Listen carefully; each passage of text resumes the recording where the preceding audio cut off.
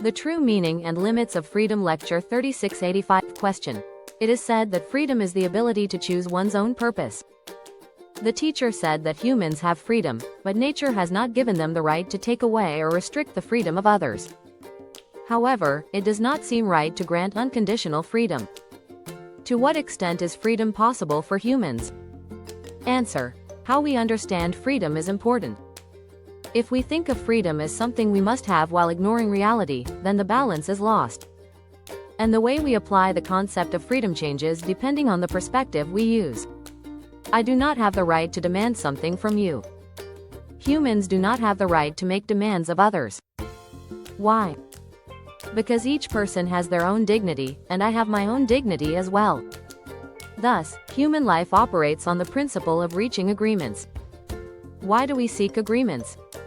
Because each person has their own weight, and we must balance these weights to reach an agreement.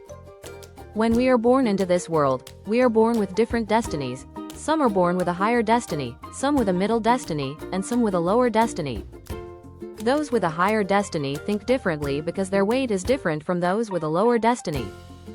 If we try to discuss freedom without considering these differences, things become tangled and unbalanced. Among those with a higher destiny, freedom exists according to their own standards. The same applies to those with a middle or lower destiny. But if we try to mix the concept of freedom between these different levels, it no longer remains true freedom. This is because it may feel like some are ruling over others, while others feel oppressed or restricted. Throughout history, societies have been developing and evolving, constantly learning about these principles. As we move forward, we must lead society. Intellectuals exist to lead society, not to live in isolation. If one were to live alone, there would be no need for such knowledge. We acquire knowledge to contribute to meaningful work in society, and thus, the standard of learning should be applied accordingly. We must continue to develop and compete in order to fully realize our abilities. When this competition reaches about 70% of its energy capacity, a new ideology emerges. This is neither communism nor democracy. It is a philosophy of shared values, which becomes the foundation of future-oriented thought. If we refine the principles of managing a shared society, the people who work hard and strive will be able to shine, leading to a society where we thrive together. Those who have acquired knowledge will eventually grow and mature, and these people must open a new paradigm so that we all can live brilliant lives. Currently, intellectuals have been growing and developing through the competition-driven society.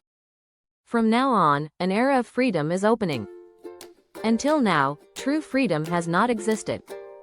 People have been bound by obligations. Some had to work hard, others had to study diligently, and some had to focus on acquiring wealth. The desire to possess and compete led to oppression, making it seem as if freedom was being restricted. However, the future will bring an era of true freedom. In the new age, enlightened individuals will emerge and share knowledge, wisdom, and power, allowing society to shine. Nothing will be lost. Instead, the benefits will return to those who contribute to the world. When this happens, a truly free world will emerge, and we will all attain freedom. In conclusion, where do we find freedom? If what we do brings us fulfillment and joy, then we are truly free. Freedom does not come from external circumstances, it is found in doing meaningful and enjoyable work. For example, if a husband tells his wife to stay at home without explaining why, she will feel restricted. However, if a proper explanation is given and staying at home makes sense, then it is not a restriction but a form of freedom. The problem arises when there is no explanation. This lack of communication creates the feeling of oppression. This is how society has functioned. Thus, understanding the nature of one's work and enjoying it brings the highest level of freedom. Currently, many people do not explain this properly. There is no one to help clarify these concepts. Being engaged in work does not mean being restricted. If one understands the nature of their work and finds joy in it, they have already attained freedom. We must change our perspective on the concepts of freedom and restriction. Simply working does not mean one is being constrained. Rather, one should desire to do the work they are engaged in. From now on, we must guide society so that people can work with purpose and joy. The true meaning and limits of freedom. 1. Understanding freedom. 1. Freedom is often thought of as the ability to do whatever we want, but true freedom must consider reality. 2. If we ignore reality and demand freedom without balance, it leads to chaos. 3. Freedom must be understood based on the situation and the people involved. 2. The principle of agreement. 1. No one has the right to take away another person's freedom because everyone has dignity. 2. To live together, we must reach agreements based on mutual respect. 3. These agreements are necessary because everyone has different weights, responsibilities, roles, and capacities. 3. Different levels of freedom. 1. People are born with different destinies, higher, middle, and lower levels. 2. Freedom is experienced differently at each level. 3. If we try to mix freedom across different levels without balance, some will feel oppressed while others will feel superior. 4. The evolution of society.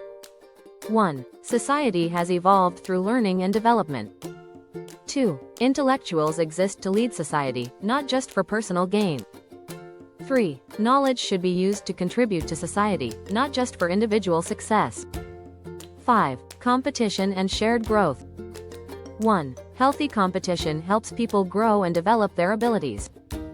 2. When competition reaches a certain level, a new system emerges, not communism or democracy, but a shared philosophy that benefits all. 3. In the future, people will share knowledge and resources, creating a truly free society.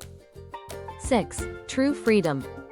1. Freedom is not about doing anything we want. It is about doing meaningful and fulfilling work.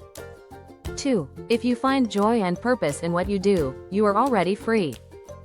3. True freedom comes from within, not from external conditions. 7. Example. Freedom in daily life. 1. If a husband tells his wife to stay home without explaining why, she will feel restricted. 2. If he provides a reasonable explanation and she agrees, staying home becomes a choice, not oppression. 3. Lack of communication often creates the illusion of restriction. 8. Future of freedom. 1. Society must guide people to work with purpose and joy. 2. Work itself is not a restriction. If you enjoy what you do, you are free. 3. Moving forward, true freedom will come when knowledge and resources are shared fairly, and people find fulfillment in their roles. Conclusion. Freedom is not just about external rights. It is about finding purpose and joy in what we do. When we understand our responsibilities and enjoy our work, we achieve true freedom. I wrote the story based on the above article. The weight of freedom. The morning sun stretched its golden fingers across the city, casting long shadows on the cobblestone streets. In the heart of the metropolis stood a grand university, its halls filled with students eager to grasp the knowledge that would shape their futures.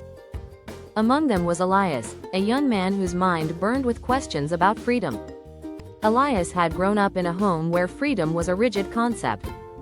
His father, a respected historian, believed that true freedom was found in duty and discipline, while his mother, a former artist, saw freedom as boundless expression.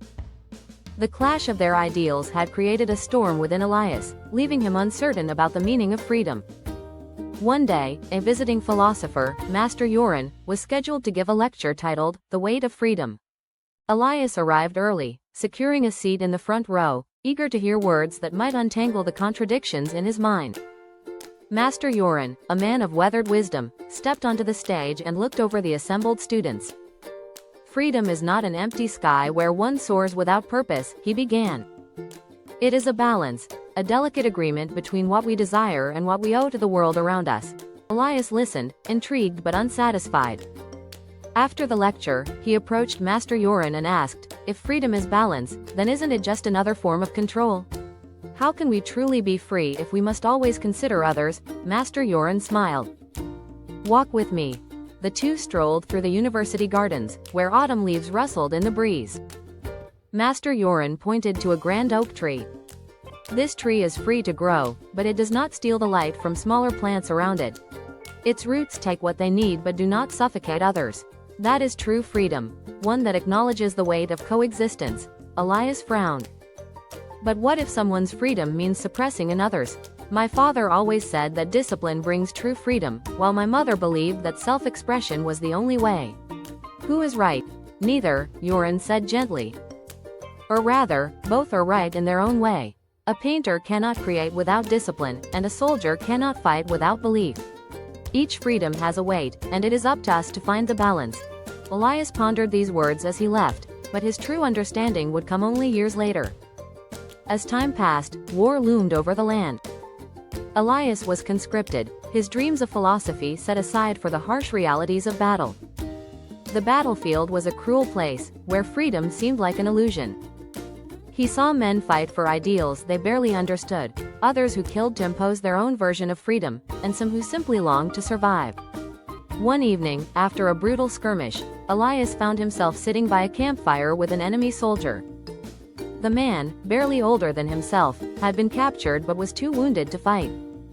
They sat in silence, the weight of their shared existence heavy between them. Finally, the soldier spoke. "We fight for different sides, but do you believe in what you're fighting for?" Elias hesitated. "I used to believe freedom was something we had to take. But now, I wonder if it's something we must learn to share." The soldier nodded. "My brother was a farmer. He once told me that no crop grows well alone. It needs the right soil, the right rain, and even the right pests to challenge it. Freedom is the same. It doesn't exist in isolation. It must be nurtured with responsibility." Elias thought of Master Yoren's words, of the oak tree and its roots. He finally understood.